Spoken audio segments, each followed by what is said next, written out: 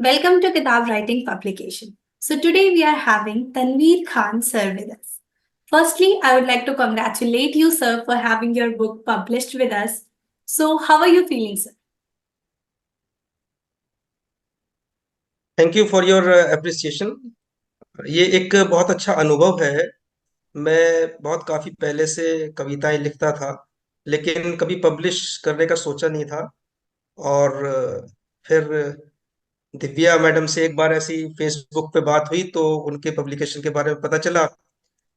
और उसके जो प्राइसेस थे वो भी बड़े लॉजिकल और बहुत मतलब विद इन रीच थे। तो मैंने कहा चलो करके देखा जाए, अगर फ्लॉप भी होती है तो कोई बहुत ज्यादा नुकसान नहीं है। तो इसलिए फिर उसको मैंने कलेक्ट किया जो अब तक मैंने लिखी थी, जी। और उसको एक बुक के फॉर्म में ऑर्गेनाइज करके और फिर मैंने उसको जो है पब्लिशिंग पब्लिकेशन के लिए भेजा। Thank you so much sir for your kind words. Sir सबसे पहले तो हमारी ऑडियंस को बताइए कि आपकी किताब सफरे ख्याल में क्या कुछ हमें जानने को मिलेगा। ये सफरे ख्याल जो किताब है, ये एक्चुअली एक एक गुलदस्ता है। जैसे एक गुलदस्ता होता है तो वो किसी एक फूल का नहीं होता। उसमें गेंदे का फूल है, गुलाब का फूल है ना, चमेली का फूल है। तो ये अलग अलग फूल हैं और उससे मिलकर के गुलदस्ता बनता है। तो मेरी किताब सफरे ख्याल कुछ इसी तरह की है कि एक जर्नी ऑफ थॉट्स, कि हम्म। मैं अपने ख्यालों से एक जर्नी पर निकला हूँ, एक सफर पर निकला हूँ। और उस सफर में जिस तरह की चीजें मैं देखता हूँ और जो चीजें मुझे नजर आती हैं, व्यक्तित्व के एतबार से, लोगों रिश्तों के एतबार से, और दुनिया के अंदर एक करंट अफेयर्स में जो चीजें हो रही हैं उसके एतबार से, चाहे पॉलिटिकल हो, हिस्टोरिकल हो, उस पे जो मैंने कुछ कहने की कोशिश की है। तो उन सब कविताओं का एक मजमुआ, एक कलेक्शन है ये सफर ख्याल। Amazing sir. सर एक कवि में हम सभी जानते हैं कि बहुत ज्यादा पावर होती है जिस तरह से वो अपने शब्दों को पिरो के मतलब एक प्रॉपर कविता लिखते हैं। तो सर हमारी ऑडियंस को बताइए कि कविता लिखना हम सभी जानते हैं एक कला है। तो आपने इस कला को कैसे सीखा, किस तरीके से आपने इसको उभारा। देखिए, आप कुछ बोलने के लिए आपको सुनना आना बहुत जरूरी है। बिल्कुल बिल्कुल। एक इंग्लिश का प्रोवर्ब है, hmm. The good listeners are good speakers, और yes. If you want to become a good speaker you have to be a good listener. True. तो बिल्कुल। मुझे मतलब काफी पहले से शौक था कि मैं कविताएं सुनता था, गजलें सुनता था, नज्म सुनता था, मुशायरे यूट्यूब पर, और बकायदा उसके जा करके कवि सम्मेलन में मैं रहता था। तो मुझे एक शौक था, और उसको सुन करके ही मेरे अंदर एक चाहत पैदा हुई कि जब ये लोग लिख सकते हैं तो मैं भी लिख सकता हूँ, कोशिश तो कर ही सकता हूँ। बिल्कुल। और कोशिश की तो लिखने लगा। और क्या है कि कवि देखिए, आपको बस इसमें एक ट्रिक है, जब आप बहुत सुनते हैं किसी चीज को तो आपके अंदर एक कला पैदा होती है कि देखिए, गद्य लिखना और एक सेंटेंस को लिखना, ये एक सबको आता है। और हम बचपन से जब पढ़ाई करते हैं तो ये लिखने की कला हमारे अंदर आती है। जी। लेकिन उसको इस तरीके से, जो चीजें हम देख रहे हैं और जो हम बोल पा रहे हैं, हम्म। उसको कविता के फॉर्म में ले आए तो इसके लिए थोड़ी थोड़ी सी प्रैक्टिस की जरूरत होती है। जब प्रैक्टिस करता है तो ये चीजें आ जाती हैं। बिल्कुल। और जब इस चीज को करता है तो दुनिया को फिर वो कवि उसी नजरिए से देखने लगता है, बिल्कुल। उसके अंदर से खूबियां बटोरता है। मैंने एक चीज देखी, मैं बाग में बैठा हूं और मैंने फल देखा कि फल ये कितना अच्छा पक रहा है, इस पर मेरे अंदर एक कविता पैदा हो जाएगी। तो एक देखने का नजरिया बदलता। बिल्कुल।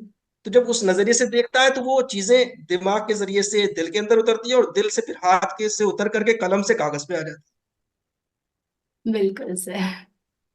वेरी अमेजिंग सर, आपने बहुत प्यारी एक काइंड ऑफ एक्सप्लेनेशन दी है कि हाँ किस तरह से एक पूरा कविता लिखने का प्रोसेस होता है।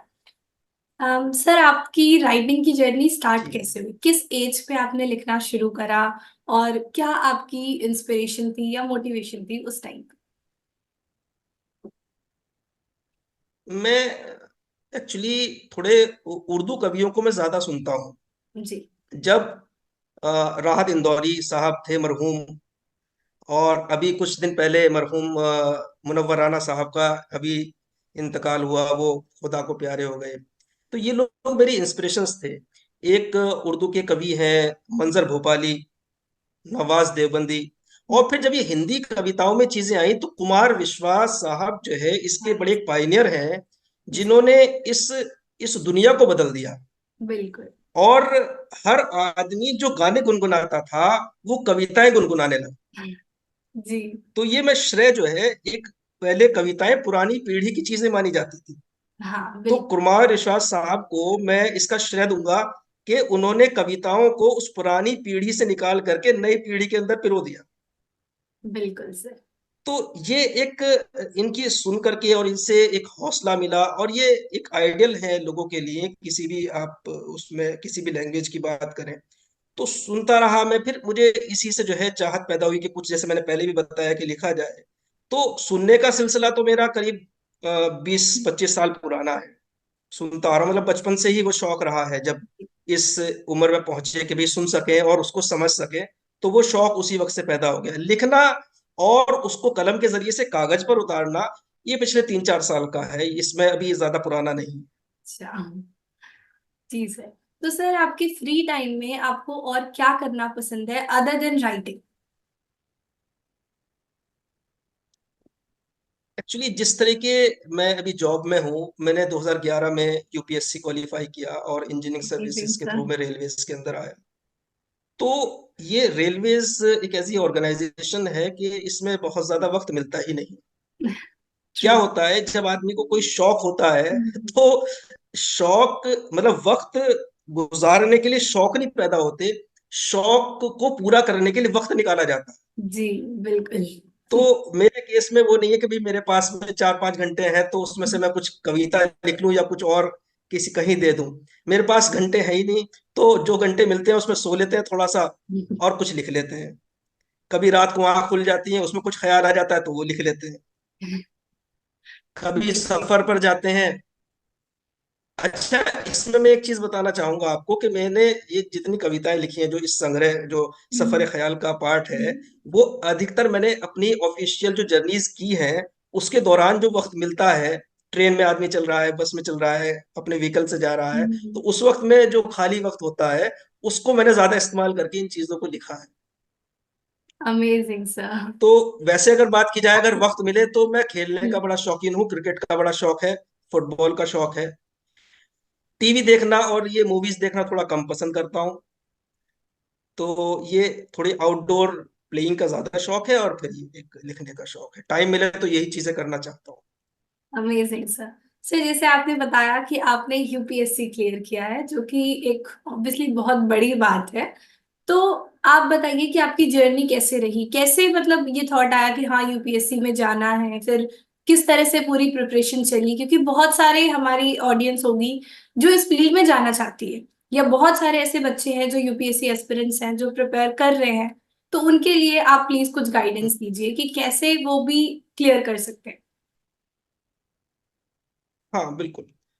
देखिए, ऐसा होता है कि ये एक आदमी के अंदर शौक पैदा होता है तो वो शौक उसको उभारता है मेहनत करने पर।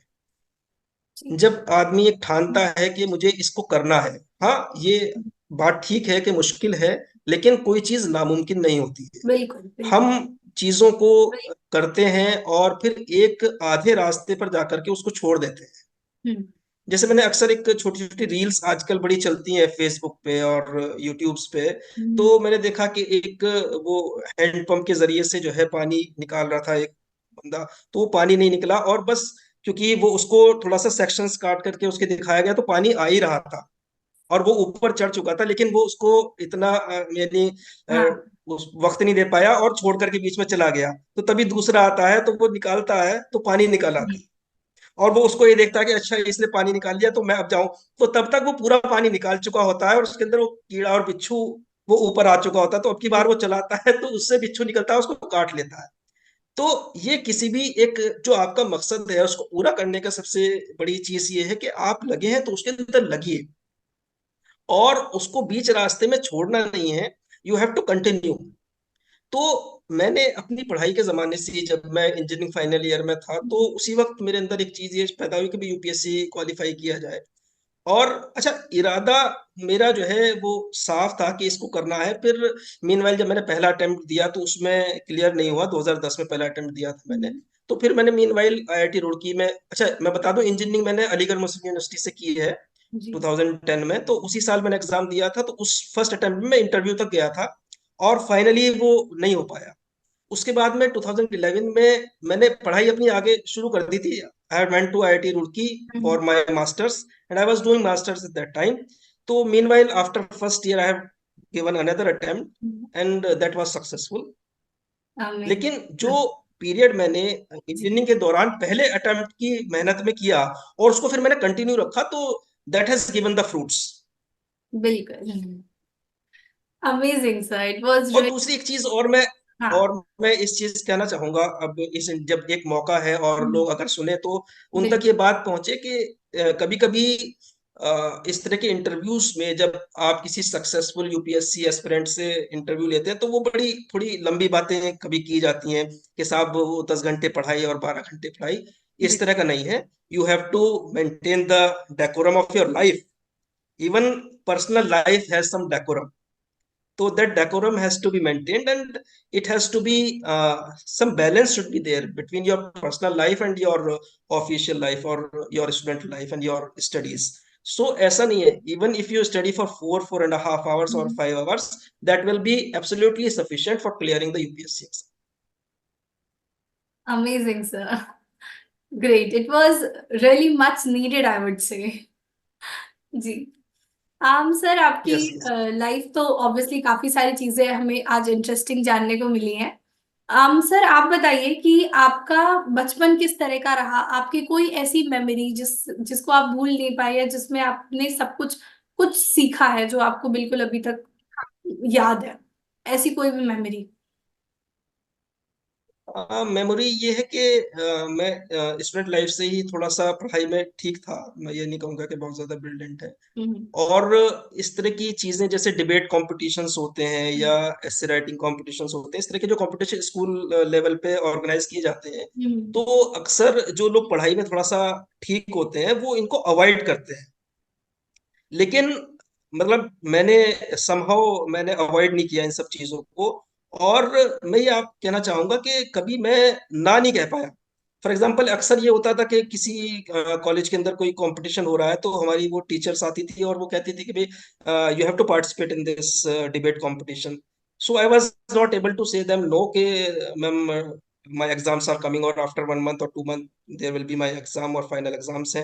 So I was not able to say them no, and I participated some, even in during the exams I had participated in the competitions and raised the name of my जी, school in those competitions. तो उन competitions में ये ऐसी extra curricular activities होती हैं, और extra क्या मैं कहूँगा, को करिकुलर एक्टिविटीज हैं ये। बिल्कुल, तो ये बहुत जरूरी होती। और इसका जब आपके अंदर एक भरोसा और एक बोलने का एक एक लहजा जब आप सीख लेते हैं, तो वो आपको लॉन्ग रन में बहुत मदद करता है। एक बहुत सारी चीजें आप किताब से जानते हैं और बहुत सारी चीजें आप लोगों से मिल करके सीखते हैं। लोगों बिल्कुल। से मिलना, जो आपस का डायलॉग है, जी, that is very very important, है ना। आज मैं थोड़ा सा और ये भी कहना चाहूंगा कि आजकल बच्चे अपने माँ बाप और इवन दादा दादी अगर किसी के हैं, तो उनके पास बैठें और उनसे उनके एक्सपीरियंस को सुने, जी, तो that will help them along the run in their life. और बहुत बहुत जरूरी है। आजकल आइसोलेटेड फैमिलीज में this is a very precious thing, बिल्कुल सर। मतलब एज प्रेशियस एज डायमंड और व्हाटसोएवर यू वांट टू से ना। तो these are the experiences when you have dialogue with your elders, you have dialogue with several peoples, then it creates something in you which is extraordinary, which you do not get from the books, or which you don't we not books but your subject books. बिल्कुल sir. So that is very yes, amazing sir. Sir, like what is life for you? uh, actually life, first of all I want to say, but just ask or raise a question to the audience that why we have come to this world, what is our aim, and why God has created us. God is the supreme power, yes true. है ना? Why He has created the mankind? He the has created answer. the mankind so that we recognize Him, okay. and to recognize God as a God. Okay. This is the purpose of life. If you think, uh, if in back of mind there is a thing that somebody is watching me, then you will never hurt anybody. If in your back of mind there is that somebody is your creator, and he has created you, and he can destroy you also, then you will never uh, tease anybody.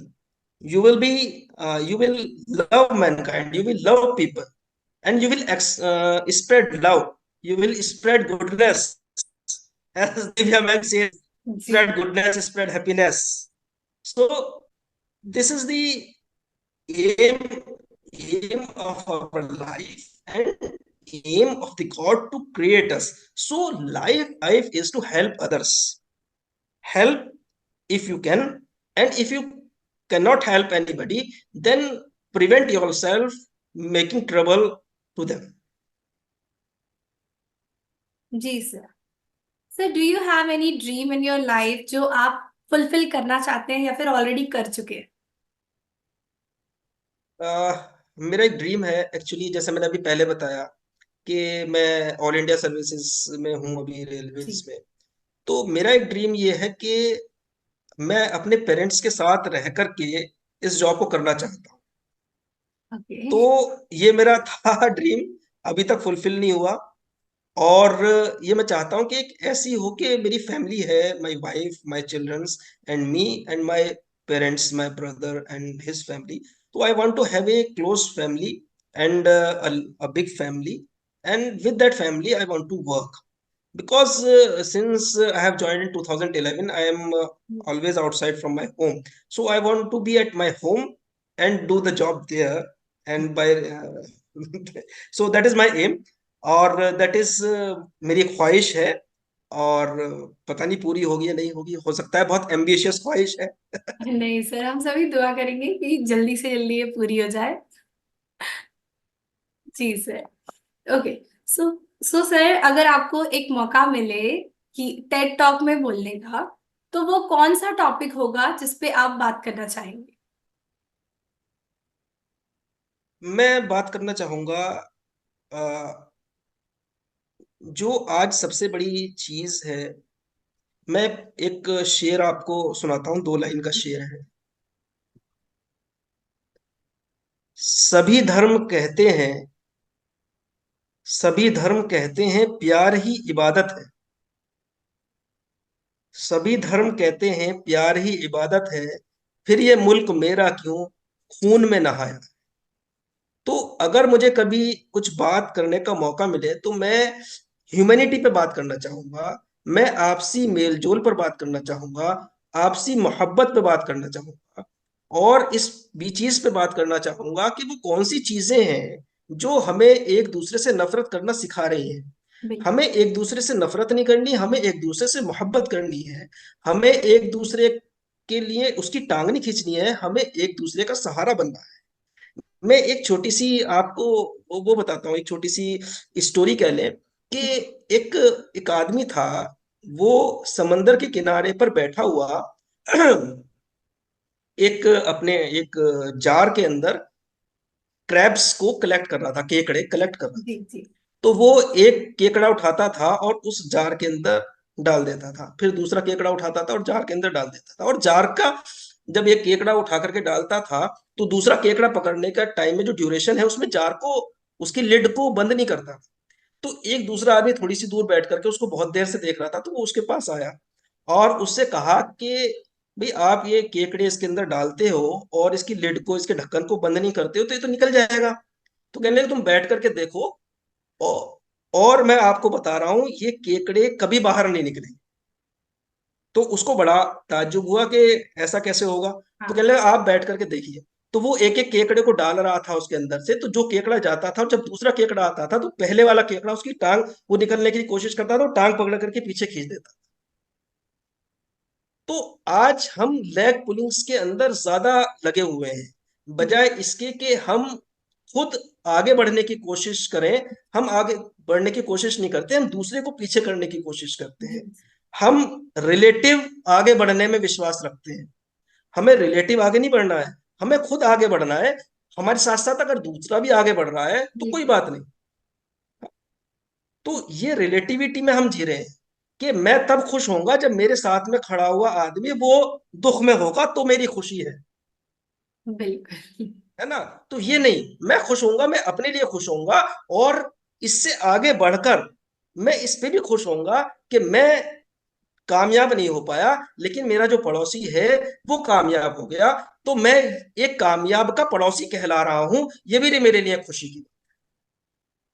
Amazing sir, great, it was really nice, like बहुत ही अच्छा topic है। Okay sir, अब जैसे आप एक कवि हैं और हम ये जानते हैं कि किसी भी कवि का जो जो उसकी इमेजिनेशन है वो इतनी ज्यादा वास्ट होती है, इतनी फास्टेस्ट होती है।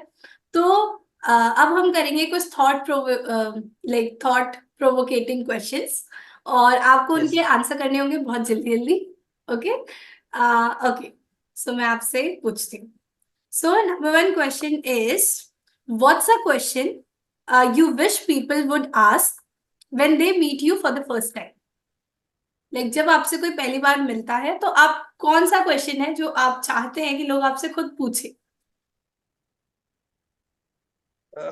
जिस चीज में मैं आज लोगों से थोड़ा सा आगे हूँ, वो मैं चाहता हूँ कि लोग मेरी जॉब के बारे में पूछें। तो Yes. मैं उनको बताऊं, और रेलवेज के बारे में लोगों को बताऊं, जो लोगों की गलतफहमियां रेलवेज के बारे में उनको। Okay, sir. And what should be the goal of humanity? Goal of humanity should be love. Oh, without love humanity can not progress. yes. Yes. So, why are people resistant to doing things that we know are healthy, but crave the things that are detrimental to our health? Actually, the main reason behind is laziness. Yes. For example, if you want to lose fat, Yeah, you have to run. true. And if you want to sleep, you don't have to do anything. Bilkul. And sleeping along is detrimental, and running is Yes. Good for beneficial our for health. health. Yes. Okay. Okay. So, my next question to you is, if you could have coffee with one person, dead or alive, then who would it be? My wife. Okay. Okay. Okay, sir. Right. So, yeah. What previous नहीं, I dream? want to I want to just stop you. Okay. You may be thinking, or the audience who will be listening this is that your why you want to have a coffee with your wife. You are living with your wife. Actually, I'm not living with my wife, so I want to have a coffee with my wife. Okay. Yeah, because of your We live work, you separately. have to keep Yeah. living one, right? Yes, yes. Okay, so okay. So, like, what previous dream do you see the most meaning in? Pardon? What previous dream do you see hmm, the most meaning in? Like, कोई ऐसा dream जो आपको सबसे ज्यादा meaningful लगता हो? जो पूरा हो गया Yeah, या होना है। yes, it could be First of anything. all, selection is in UPSC was my dream, and that has been fulfilled. And Okay. another dream is to do my job while living with my parents and my family. That is the second dream, and that is yet to be fulfilled. Okay, so okay. So, yeah. What is something you do differently than anyone else you know, and why? Actually, this is I think more and work less. Okay. So whatever I work, that Yeah, is meaningful. great, sir. Okay. So what job would you do if you weren't paid? Like अगर आपको पे नहीं किया जाए तो भी आप कौन सा जॉब करना चाहेंगे? To meet people and discuss their problems and Okay, find their solution. amazing, sir. Yeah. So, what is one part of your everyday routine that you would be better off without? Like, is there anything जो आप daily करते हैं but उसके बिना भी you would be happier? ऐसी कोई चीज नहीं करता मैं जो मुझे नहीं करनी चाहिए। Okay, sir. So, okay I think इतने ही क्वेश्चन थे आज तो रैपिड राउंड के लिए। So it was really amazing talking to you sir. And since you said कि आप चाहते हैं कि लोग आपसे आपके काम के बारे में पूछे, रेलवे के बारे में पूछे, so I do have a few of the questions regarding that is well. Sir जैसे आपने कहा कि रेलवे को लेकर के कुछ गलत फहमियां हैं लोगों के माइंड में जिसे आप दूर करना चाहते हैं, तो वो कौन सी गलत फहमियां हैं, आप प्लीज हमें बताइए। देखिए, गलत फहमियां क्या है। आप कभी किसी ट्रेन के अंदर अगर बैठे हो जी और सफर कर रहे हो और ट्रेन बहुत देर से एक स्टेशन पे खड़ी है, जी तो एक इरिटेशन और बिल्कुल। बस आदमी के भाई अब इसको जो है अगर ड्राइवर मुझे मिल जाए तो बस उसको मैं खरी खोटी सुनाऊंगा, ये क्यों खड़ी कर रखी है। उसके पीछे का रीजंस हमें क्योंकि पता नहीं होता। बिल्कुल। There are sometimes bunching of trains, एक के पीछे एक ट्रेन है और अभी आगे वाली ट्रेन ने signals, because actually the driver is not driving the train. In case of trains driver is not driving, he is only accelerating, decelerating and braking. Okay. He do not have any power to turn the train. He do not have any power to overtake the other train. So these are the peculiar things which, unlike highways or unlike roadways, the railways do not have. If you have to bypass a train or if you have to overtake, then in case the station master is there, he has to stop a slow moving train and give path to a fast moving train. So these, when because it is very complex. Another thing which I want to clarify regarding the railways, when you come to highway, the highway is constructed and maintained by some organization, may it be PWD, may it be NHAI, or any other organization. And the vehicles which are running over that highway, some are private vehicles, some are UP roadways or Haryana roadways, state roadways, Yes. and some are private big trailers and some are private small cars. The owner of these vehicles are someone else and the owner of that road is someone else. But in case of railways, the track is also owned by the railway and the train is also owned by the railway. Yeah. If there is any problem in the track and some accidents happens, or if it is a problem in the train and accident happens, so in both cases the railway will be responsible. True. Yes. But if in the case of railway highways, if there is problem in the car, then that only person will be responsible, Yes. not the highway creating authorities. So this is the thing which makes railway peculiar, and we have to understand these things. And in the case of highways, if there is any ditch and you are driving your car, you can bypass that ditch, you can turn. But somehow, if a ditch is created on the track and it subsides as it happens during the floods, Mhm. then there is no other option. If it is being if it is known previously, then the train can be stopped and accident can be averted. But if it is not known, then accident cannot be averted. So these are the peculiar things which railway has, uh, peculiar in respect of other modes of transportation. Okay sir, it was right. It is like kind of बहुत सारे ऐसे गलत फहमियां हम सभी के mind में होती है रेलवेज को लेके काफी। एक वो भी एक परसेप्शन है कि ट्रेन्स लेट होना, ये होना, वो होना, वो सब है लाइक इंडियन रेलवेज को लेके। But when you come up with these, like it's kind of eye opener to all of us, right? कि ऐसा नहीं है जो हम सोच रहे हैं वही सही है, there are many things behind it. So thank you so much for giving that perception to our audience.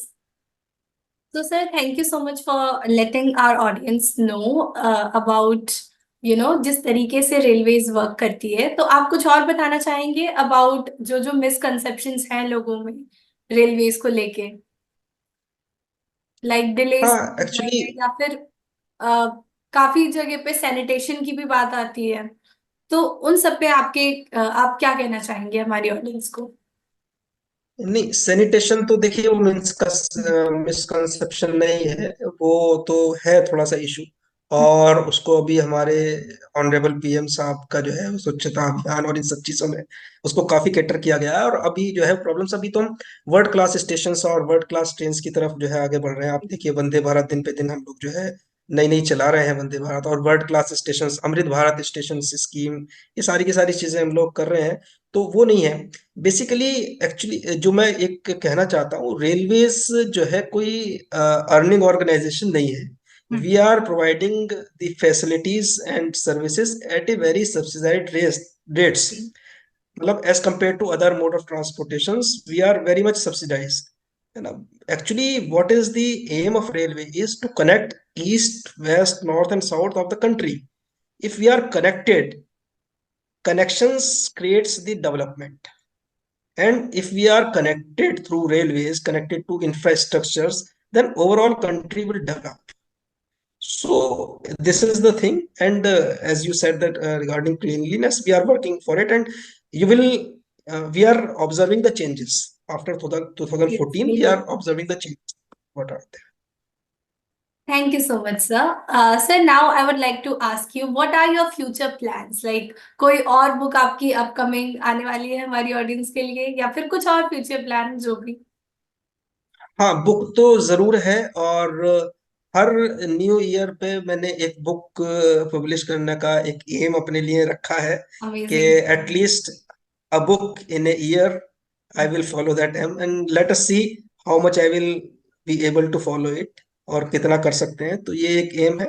और बाकी तो और क्या हो सकता है, अपने ही काम में इतना व्यस्तता है, तो चीजें चल रही हैं। आगे उसी में एक्सेल करेंगे। और जिस ऑर्गेनाइजेशन में हम हैं और जिस कंट्री में हम हैं उसको जो है बुलंदियों तक और चांद तक तो हम पहुंच ही गए हैं। अगर आप इस मेरी एक इस किताब को पढ़ें तो इसमें मैंने एक चंद्रयान के ऊपर भी, इसके अंदर एक कविता है, तो उसका उसको भी जो है आप पढ़ सकते हैं, बहुत अच्छी कविता है। तो हम चांद तक पहुंच गए हैं और आगे और पहुंचना है। कोई लिमिट किसी चीज की नहीं है, और लिमिटलेस चीजें हैं, infinity is the limit. And वहां तक पहुंचे खुद भी, और अपनी ऑर्गेनाइजेशन भी और देश भी। Amazing sir. So do you have any message for our audience? Message मेरा यही है। आप मतलब मेरे इंटरव्यू में आपने कई क्वेश्चंस इस तरह के पूछे हैं, तो वो मैं तो देखिए मैं यही कहना चाहूंगा, प्यार बांटते चले, प्यार बांटते चले। मतलब हर आदमी प्यार का भूखा है। आप प्यार से, और आदमी छोड़िए, इंसानियत छोड़िए, जानवरों से अगर आप प्यार करेंगे तो वो आपको बदले में प्यार करें।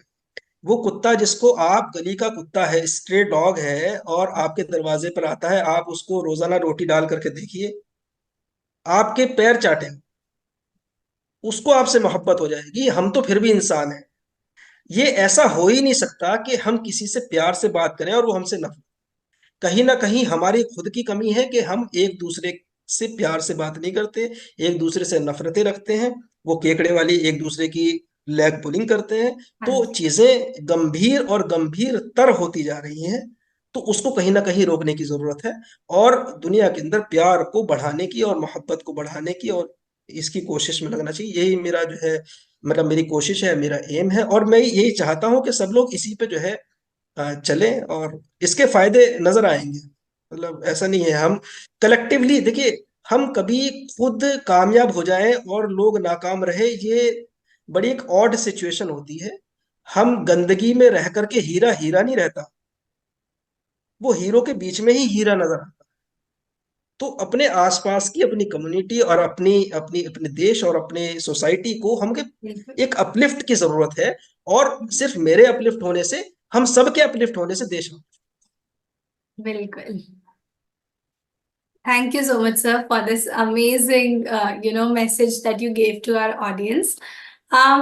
सो सर, आपका एक्सपीरियंस कैसा रहा किताब राइटिंग पब्लिकेशन के साथ में, एंड क्या आपके पास हमारे लिए कोई सजेशन है जिससे हम हमारी सर्विसेज को और इम्प्रूव कर पाए? हाँ, सजेशन तो देखिए ऐसा है कि बहुत सारी चीजें होती हैं और वो सब चलती रहती हैं धीरे धीरे। जब ये अभी फर्स्ट एनिवर्सरी है हुई है और धीरे धीरे चीजें बढ़ेंगी तो आगे आप बहुत एक्सेल करेंगे। एक चीज जो मैं यहाँ पे कहना चाहूंगा, सजेशन नहीं है बल्कि एक अप्रिसिएशन है, कि आपकी टीम के साथ जो मैंने काम किया है, तो मतलब इतना अपनापन और वो डेडिकेशन अक्सर नहीं होता है। लोग बहुत प्रोफेशनल होते हैं और टाइमिंग होती है कि साहब आप जो है सुबह 10 बजे से शाम को 5 बजे तक हमसे बात कर सकते हैं। तो बिल्कुल। अब उसमें तो आदमी वैसे ही अपने दूसरे कामों में, देखिए पोएट्री या किताब लेखन या राइटिंग, जी। For the 10% of the writers, और I can say even 5%, less than 5% of the writers are having this as their profession. Rest of the writers are having this as a part time or as their hobby. बिल्कुल। So we do not get time from our daily routine and our daily engagements. So it is not possible for a writer or for any matlab any person like, matlab I am saying about myself, that I can devote time for this from 10 to even late 8 in the evening. So it is not possible. So while I was finalizing my manuscript, I don't remember his name, some Saurabh or that your, who is the manuscript person from your side? I don't have any idea, sir. Actually, But he's a very, I just check his number in my mobile, and yeah, it's because okay. I want to take his name. He's very good guy. I want to appreciate him.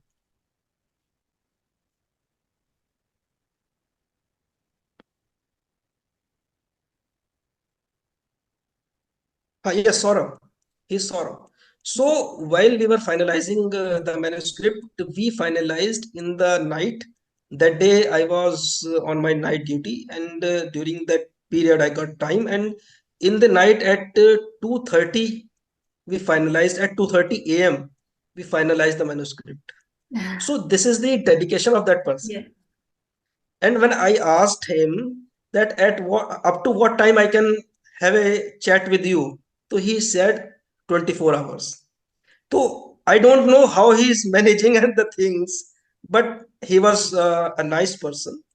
This is one thing, and another thing is when I just ordered the and deposited the publication charges. So the first thing which was done was the designing of the cover, and the cover of my book, matlab, it is amazing. And the first cover I received from Divya madam, so I just said wow. And when the book was published, I shared the link with the people in my groups. Many people were saying that such detailed, from they were asking me कि भैया आपने कहाँ से कराया ये, इतना इतना अच्छा कवर डिजाइन, और मतलब लोग जो है वो सोच रहे थे कि भाई कैसे किया गया, ये तो पेंटिंग सी लग रही है और इतना डिटेल्ड है। तो मैंने अभी दो कल परसों की बात है, तो मैं दिव्या मैम से I was just talking to her. So I asked her the question that who was the cover designer.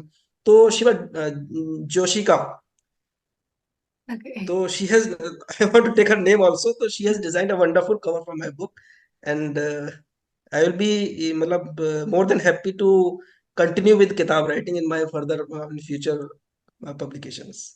Amazing. So thank you so much for your so kind words. It was really nice interacting with you. And this was just an amazing interview. हमारे सारे audience को आपसे बहुत कुछ सीखने को मिलेगा, plus I think काफी इंटरैक्टिव और काफी इंटरेस्टिंग इंटरव्यू रहा ये। So thank you so much for giving your time and for this wonderful interview, sir. Thank you so much. Thank you. Thank you.